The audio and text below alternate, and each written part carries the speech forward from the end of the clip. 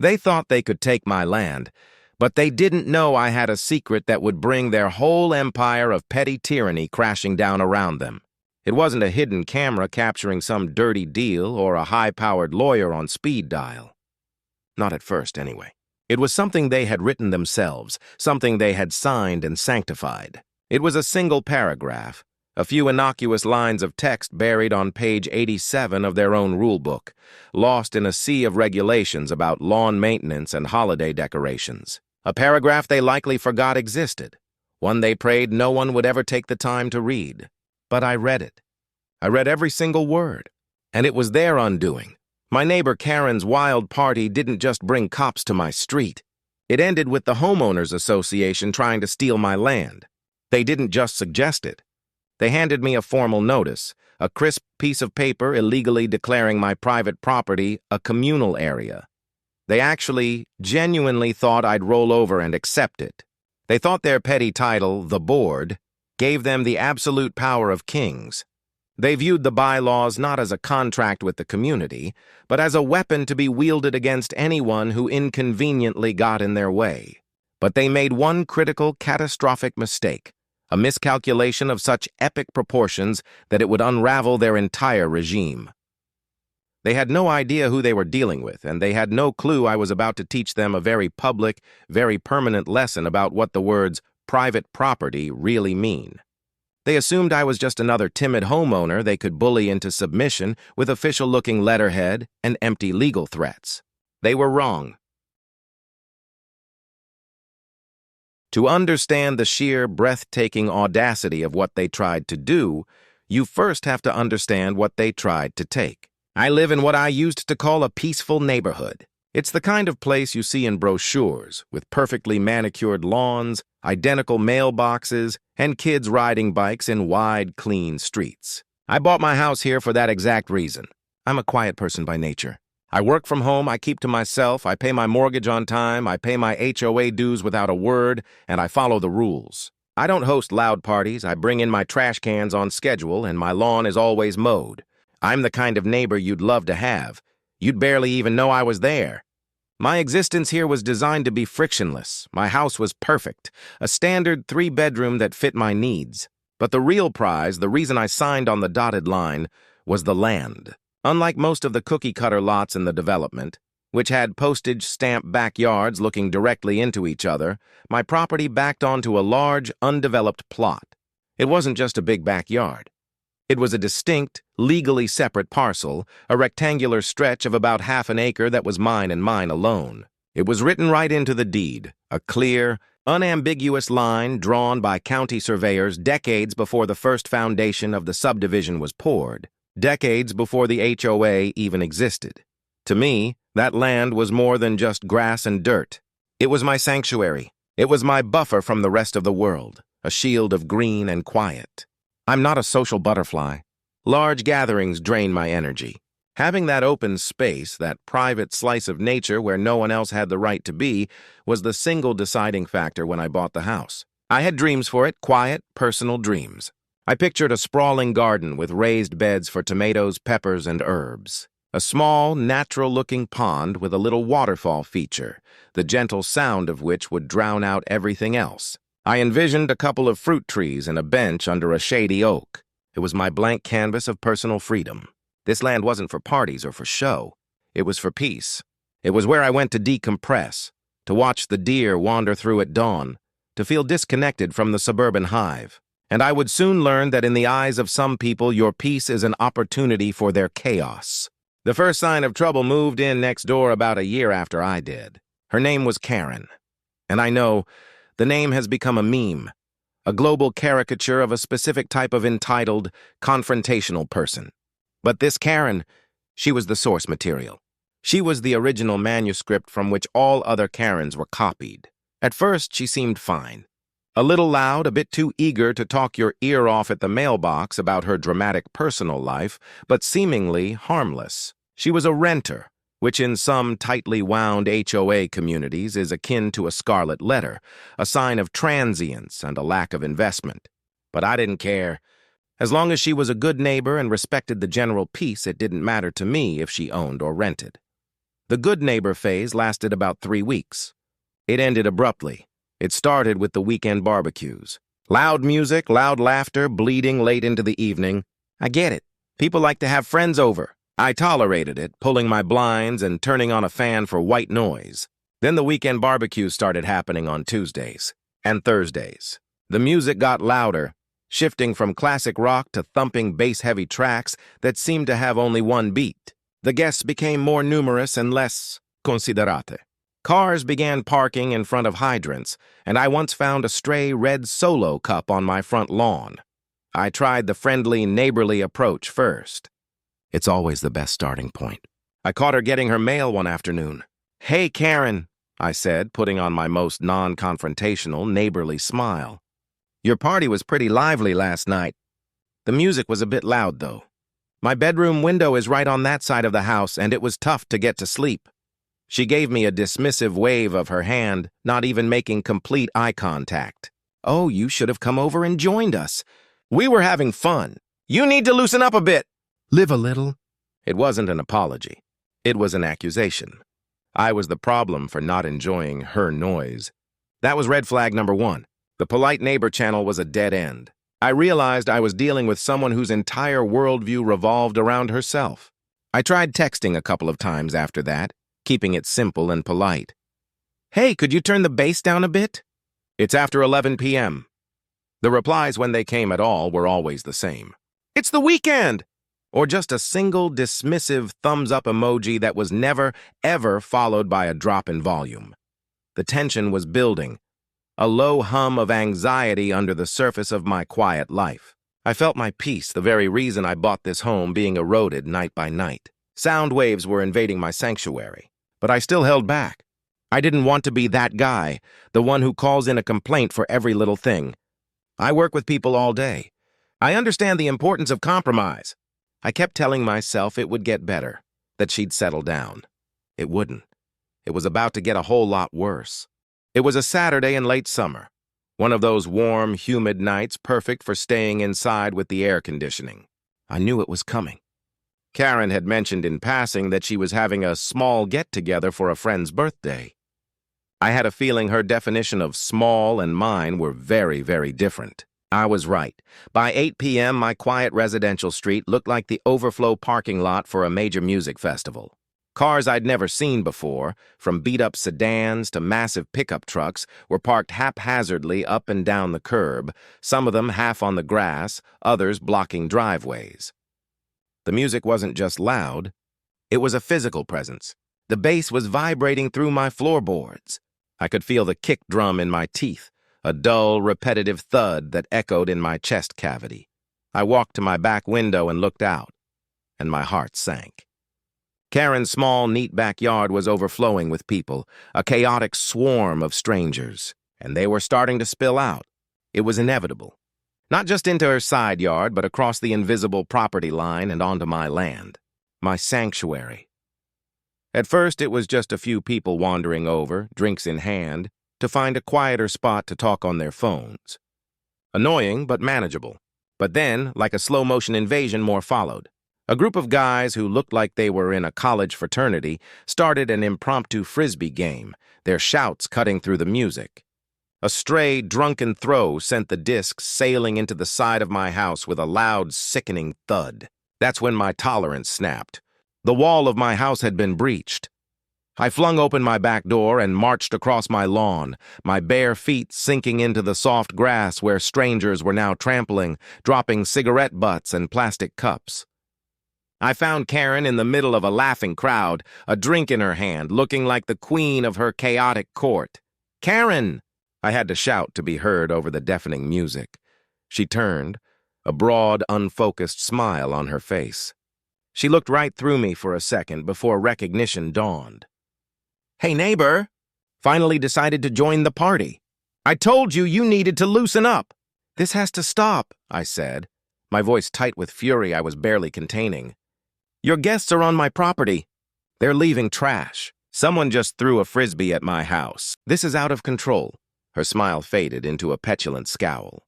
"Oh, relax," she slurred, spilling a little of her drink. "It's just grass.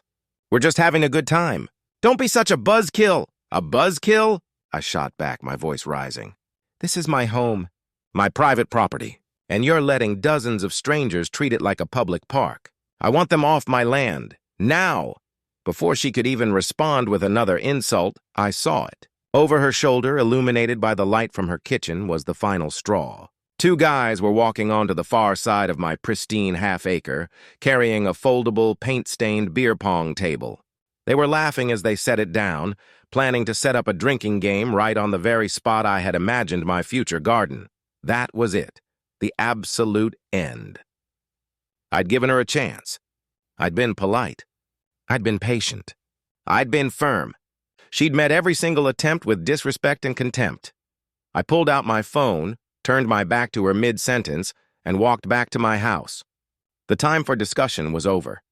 I didn't call 911. It wasn't that kind of emergency. But I knew the number for the local police non-emergency line by heart, thanks to her. I calmly, and with painstaking detail, reported a significant noise disturbance and an out-of-control party with dozens of trespassers on my property. Within 15 minutes, the cavalry arrived. 2 police cars rolled slowly down the street, their flashing lights casting a silent, strobing blue and red across the neighborhood. The effect was instantaneous. The music died almost instantly, cut off mid-thump. The officers were professional and firm. The party was over. The crowds dispersed, grumbling and shooting angry looks at my dark house. From her porch, Karen shot me a look of pure venom. It was a look that said, "You will regret this." The immediate chaos was over. The silence that followed was beautiful. But I had a sinking feeling. I had won the battle, but I had just started a war, and the next enemy would be far more powerful and far more dangerous than a party-loving neighbor. A few days passed in blessed, glorious quiet. Karen was giving me the silent treatment, which was the best thing she'd given me since she moved in. I started to think that the police intervention had solved the problem for good. I was naive. So very naive.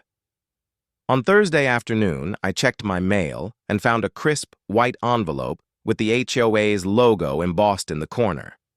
Here we go, I thought, a small, vindicated smile playing on my lips. A notice about the party. A formal warning to Karen, a copy sent to me as the complaining neighbor. I felt a little smirk. The system was working, albeit slowly. Justice was being served. I walked into my kitchen, slid open the envelope with a letter opener, and pulled out the single sheet of paper inside. I scanned the first few lines.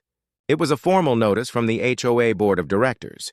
It mentioned the party, the police presence, and then I read the following sentence. My entire world tilted on its axis. The letter wasn't about Karen, it was about my land.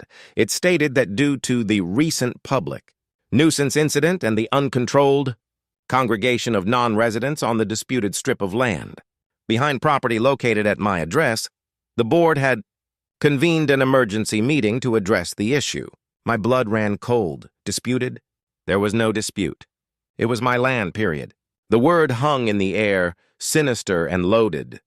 The letter went on. It said that because this land was a potential for future community disturbances and its ownership had an inherent ambiguity, the board had voted unanimously to take decisive action. I read the next part 3 times, then a 4th, certain that my eyes were deceiving me, that I had to be misunderstanding the bureaucratic jargon. Effective immediately. The parcel of land legally described as legal description from the deed is hereby reclassified as a community common area, to be maintained by the Association for the Beautification and Quiet Enjoyment of All Residents. I couldn't breathe. It felt like a physical punch to the gut.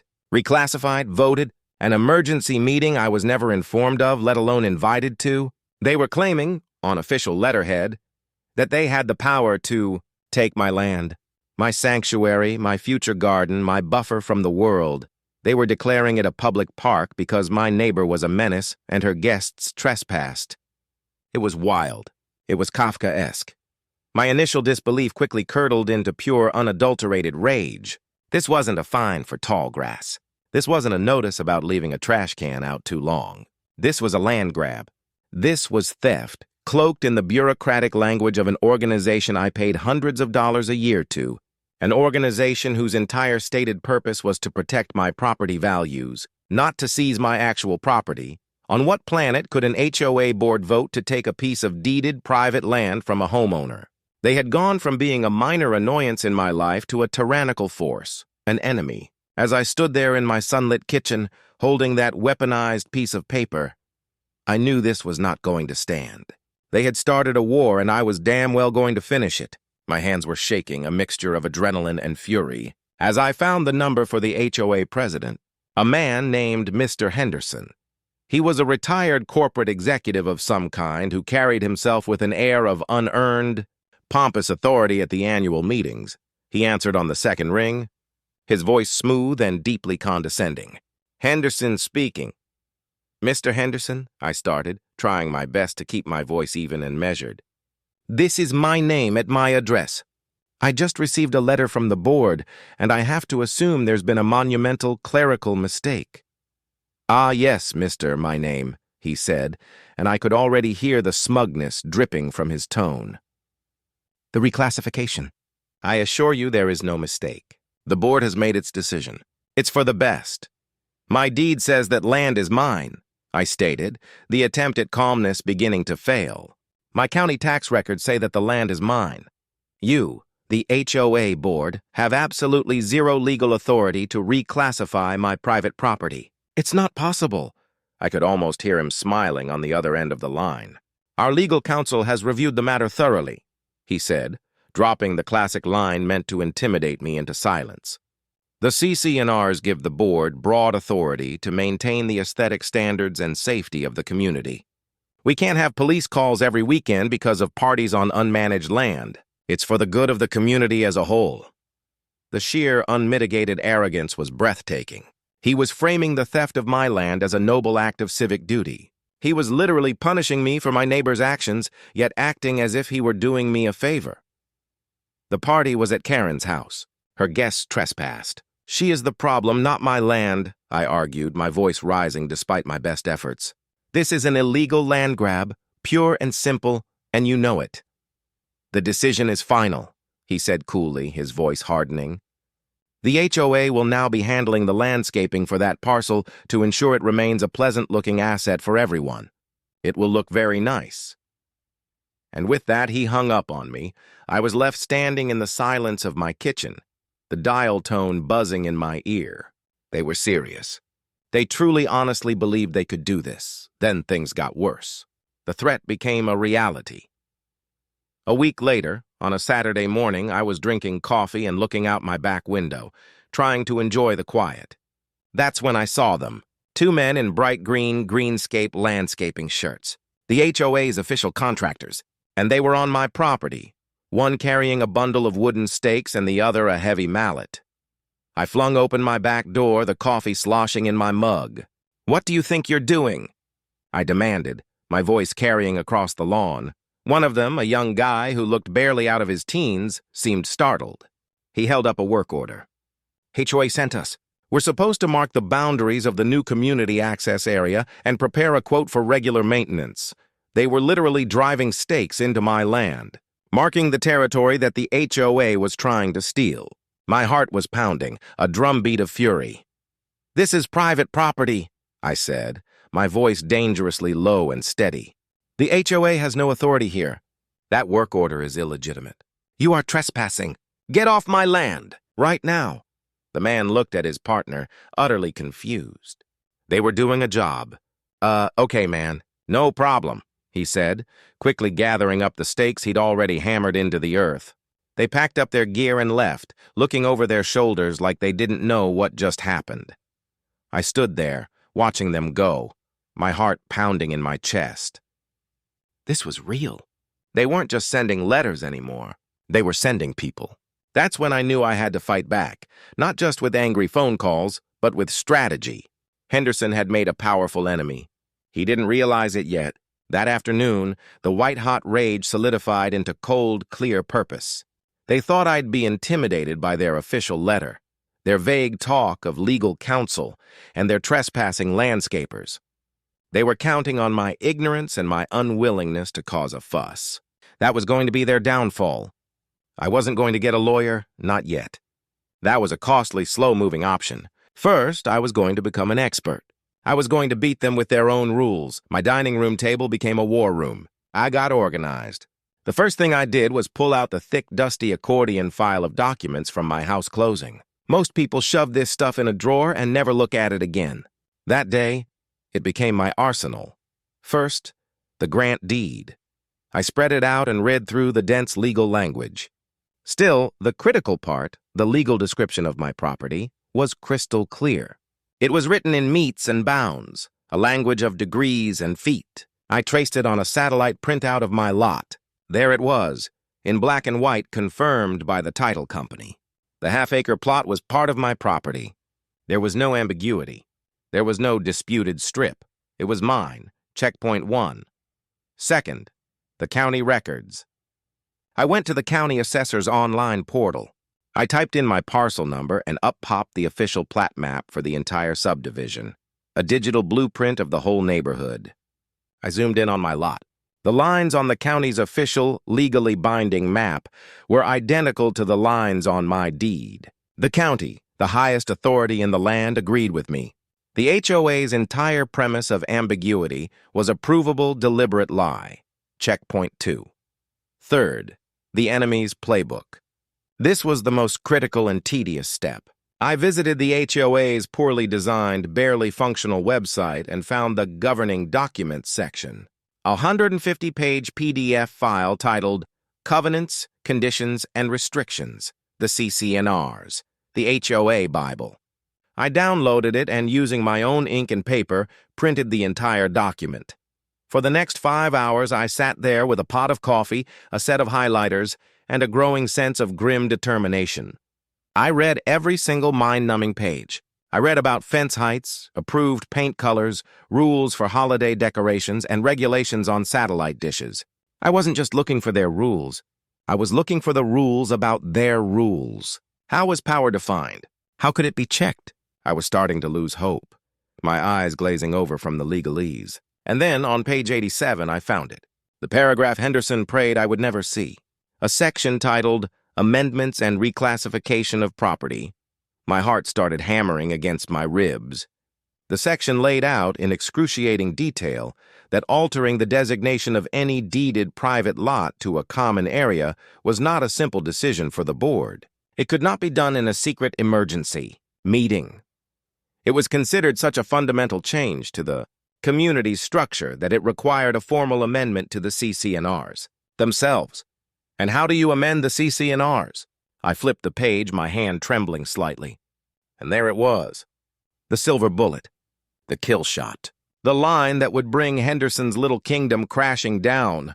An amendment, it said, required the affirmative, written ballot of no less than 75%. 75% of the total voting power of the membership. Not 75% of the board. 75% of every single homeowner. In the community. I leaned back in my chair. The pages spread before me, and a slow, cold smile spread across my face. Henderson hadn't consulted a lawyer, or if he had, he would have lied to them about the facts. This wasn't a simple overreach. It was a complete and utter fabrication of their authority. They were acting like a dictatorship when the rules clearly stated they were a democracy. They were banking on the fact that nobody ever reads the CC&Rs. They had built their whole fraudulent case on a lie, and I was holding the very document that proved it. The game had fundamentally changed. I wasn't on defense anymore. I was on the attack. My first instinct was to scan page 87, attach it to a blistering email, and shove my findings in Henderson's smug face. But that would have been a mistake. That would give them a chance to backtrack quietly, to claim it was all a misunderstanding and sweep it under the rug. I wasn't just going to prove them wrong. I was going to let them walk deeper into their own trap. I needed to let them build a formal, documented record of their own misconduct. I needed to give them more rope, enough for them to hang themselves in public. So I waited. Patience is a weapon. I documented everything with the precision of a crime scene investigator. I took high-resolution photos of the holes in my lawn from the landscaper's stakes. I saved the threatening email exchange. I wrote down a detailed time-stamped summary of my phone call with Henderson, complete with his exact condescending quotes. I was no longer a homeowner. I was a prosecutor building a case file. About a week later, the next piece of my trap arrived right on schedule.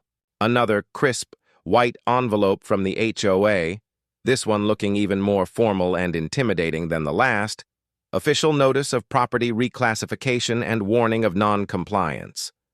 It was perfect. More perfect than I could have hoped. The letter reiterated, in even stronger terms, that my land was now a common area. It then officially warned me that my interference with association, contractors of the act of me telling the landscapers to get off my own property was a violation of the rules and would result in escalating fines and eventually legal action at my expense. They were doubling down in writing. They had officially threatened me for defending my own property from their trespassers. They were creating a paper trail of their own corruption. Now it was time. I didn't draft an angry, rambling email. I composed a short, calm, and dangerously professional message. It was addressed not just to Henderson, but to the entire board of directors and the third-party management company that handled their administrative tasks, ensuring maximum visibility. The subject line was non-threatening and straightforward. Request for agenda item, next board meeting. The body of the email was just as straightforward. Dear Board of Directors, I am formally requesting to be placed on the agenda for the next open board meeting to discuss the recent reclassification of a portion of my property, my parcel number. Please confirm receipt of this request and let me know the scheduled date and time of the meeting. Sincerely, my name. That was it. I gave them nothing.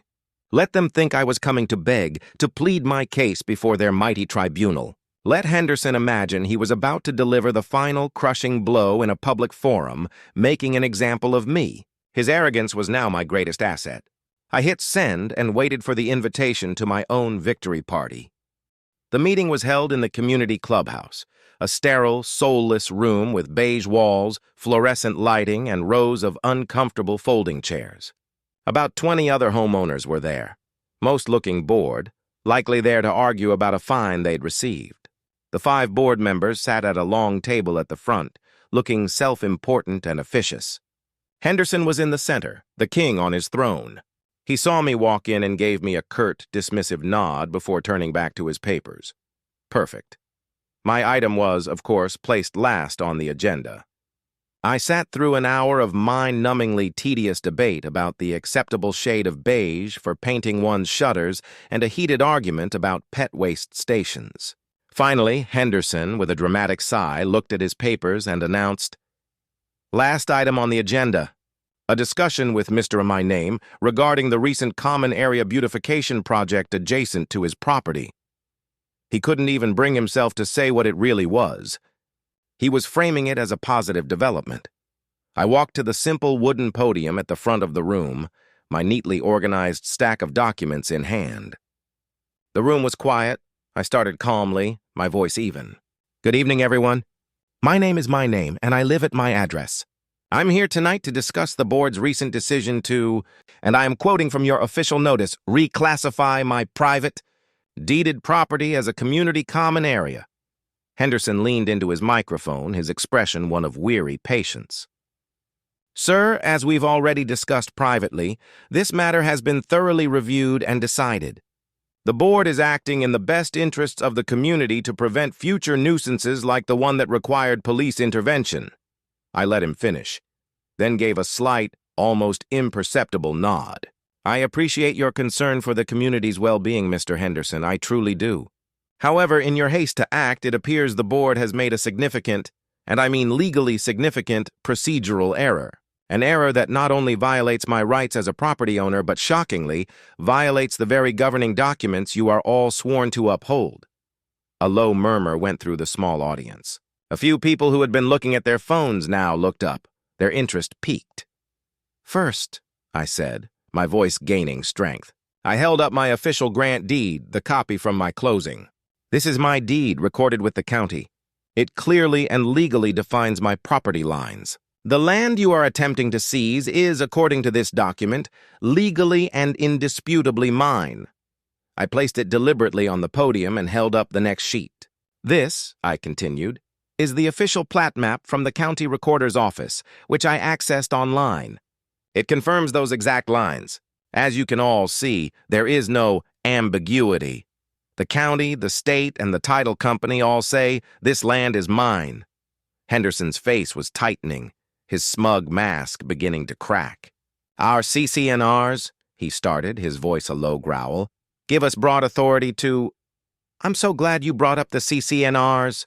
I cut him off, my voice suddenly sharp and loud, echoing slightly in the quiet room. I picked up the thick 150-page printout of the covenants. It made a satisfying thud as I dropped it on the podium. Because I took the liberty of reading them? All 150 pages of them. I looked out at the other homeowners, making eye contact with them. According to Article 9, Section 4 of our own governing documents, any reclassification of a deeded private lot into a common area requires a formal amendment to the CCNRs themselves. I paused, letting that sink in, then turned my gaze directly to the 5 faces on the board. And how do we amend our CCNRs? I'll quote directly from Article 2, Section 2. It requires the affirmative written ballot of no less than 75% of the total voting power of the membership. I let the words hang in the silent room. The air was thick with tension. So my question for the board is simple. When did this vote, which garnered 75% of all homeowners, take place? I don't recall receiving a ballot to sign away my own property. Did anyone else hear? I asked the audience, gesturing to them. Did any of you vote to give my land to the HOA? Dead silence. Homeowners were looking at each other with wide eyes. At the board, their expressions shifted from curiosity to suspicion and then to outright anger. They realized that if the board could do this to me, they could do it to any of them. Henderson was sputtering, his face turning a blotchy, mottled red. The board, our council, we have the authority for day-to-day management and safety. Day-to-day management is mowing the grass in the actual common areas, I shot back, my voice ringing with authority. It is not the unilateral, illegal seizure of private property.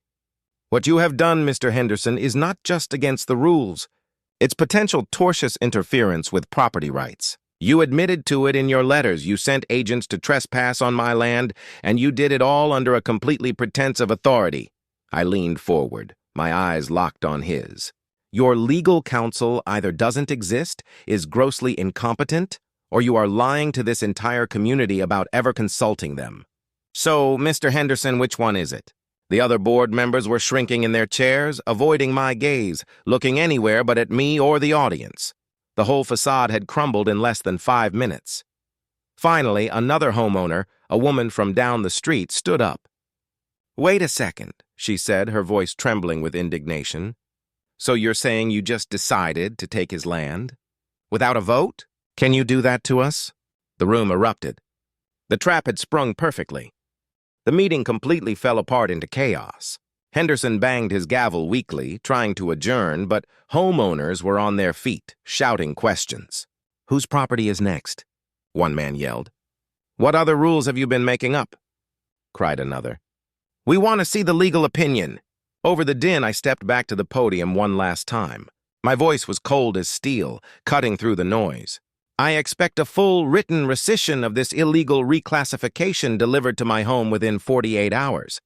I expect a written apology from this board for the trespass, the harassment, and the fraudulent claims. And I expect a notice to be sent to all homeowners at the HOA's expense, clarifying that the board does not, and has never had, the authority to seize private property unilaterally. If I do not receive all of that, my next communication will be from my attorney. The lawsuit will name not only the HOA, but each of you as individual board members for a gross breach of your fiduciary duty."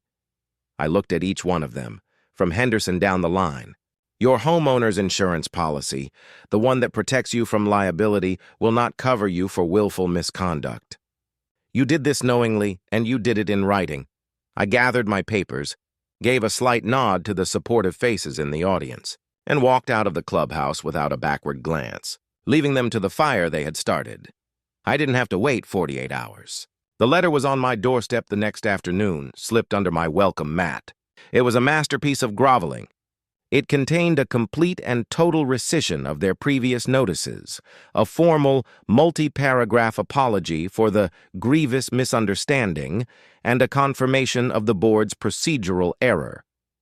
The next morning, I awoke to find the same greenscape landscaping truck parked on the street, and two very sheepish-looking workers filling in the holes in my lawn with fresh sod, courtesy of the HOA. Word spread through the neighborhood like wildfire. Henderson and his cronies were exposed as bullies drunk on a tiny sliver of power, and worse, as amateurs who didn't even know their own rules. The effect was profound. At the next HOA election a few months later, the turnout was the largest in the community's history. Henderson and every single member of his board were unceremoniously voted out, replaced by reasonable people who actually understood that an HOA's job is to serve the community, not to rule it.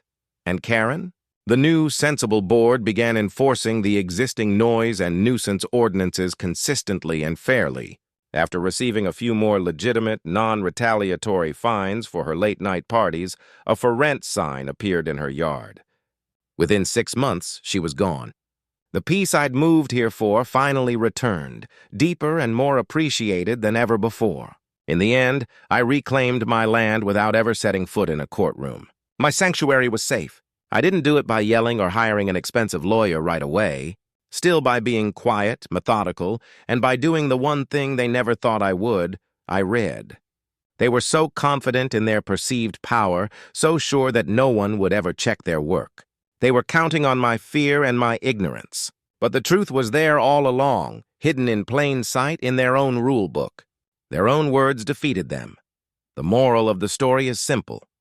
Never, ever underestimate the power of knowing your rights. Your most potent weapon against any bureaucracy, be it an HOA, a corporation, or a government agency, is knowledge. Know your deed. Know your county's records. And for heaven's sake, read your CC&Rs. Read every single boring legalese-filled page. Because buried in that jargon might be the one sentence, the one paragraph that can protect your home, your property, and your peace of mind. My half-acre of quiet, undisturbed peace is proof of that. Have you ever had to fight your HOA and emerge victorious? I want to hear about it. Share your victory story in the comments below. There's real power in sharing these experiences and learning from each other. And if you enjoyed this story and want more like it, give this video a thumbs up and make sure you subscribe to the channel. Thanks for watching.